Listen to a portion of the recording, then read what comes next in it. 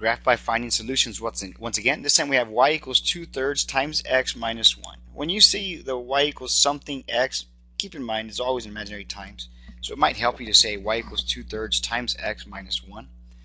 So to graph this, let's find some solutions like we did before. Of course, later on we're going to learn another way to graph this a little bit easier, but right now we're going to do it by finding solutions. The nice thing about finding solutions is it works for anything. The shortcuts you'll learn later are just for lines or just applied to the specific thing you're graphing. This right here works to graph anything. Alright, so we're going to choose some values for x, but notice what I'm going to do in this case. To choose some values for x, I'm allowed to choose any number I want for x. That's the independent variable. Because whatever you choose, you just got to compute the y. So watch what I'm going to choose for x. I'm going to choose 0. It's always nice. The second thing I'm going to choose for x is not a 1 like I did before. I'm going to choose a 3. And the third point I'm going to choose for x, and you don't have to do 3 points. Please remember that. You can only do 2 if you want. The third point is going to be 6. And I'll explain why I chose those values shortly. I'll tell you what, for the third point, let's not do the 6 yet. Let's just do the 0 and the 3. So the reason I chose 0 is for the following. I mean, when you plug in a 0 for x, you want to compute the y value. Y equals 2/3 times 0, which is still 0, minus 1. So this is easy to compute right there. Excuse me, to get the y value when x is 0. So it's basically, if you want to show the work, it would look like this. Y equals 2/3 times 0 minus 1. 0 minus 1 is negative 1. Now I'll tell you why I didn't choose a 1 if you're wondering, hey, why didn't you choose a 1 like before? And I'll show you the work down here. If I had chosen a 1, it would be y equals 2/3 times 1 minus 1. 2/3 times 1 is 2/3 minus 1. And some students don't want to mess with subtracting fractions. It's the same thing as 2/3 minus 3/3, which is negative 1/3.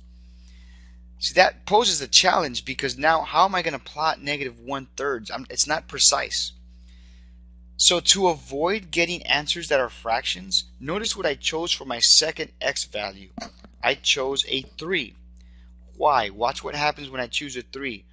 Y equals 2/3 times 3, my x value is 3, minus 1.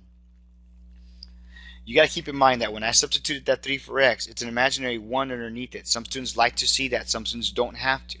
I'd rather you not put it, but if you feel comfortable putting it, go for it. So now I have 2/3 times 3 minus 1. There's two ways to compute this. One way is to take 3 times 2, which is 6, divided by 3, which is 2. See, it becomes a nice whole number. The other way, which is the way I prefer students to do this, is the reason I chose a 3 for x is because when I take 2/3 times 3, if you remember from a previous lesson, we can reduce fractions every time we're multiplying.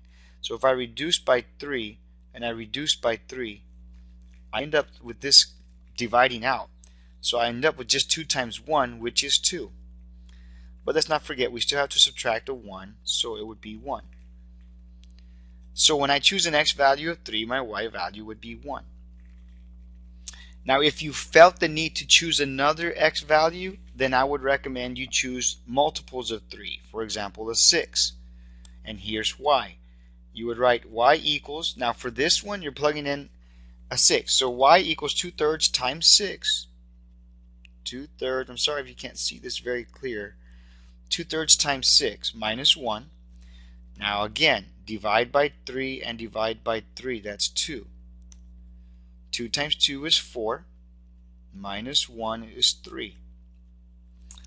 So we now have 3 unique solutions to this equation. We can plot them. Our first one, x value is 0, y is negative 1. Our second one, our x value is 3, y is 1. And our third one, our x value is 6, y is 3. And you can see right there that they all fall in the path. In fact, you notice there's a pattern. 2 up, 3 across, 2 up, 3 across. We'll discuss that later. That actually is the slope of the line.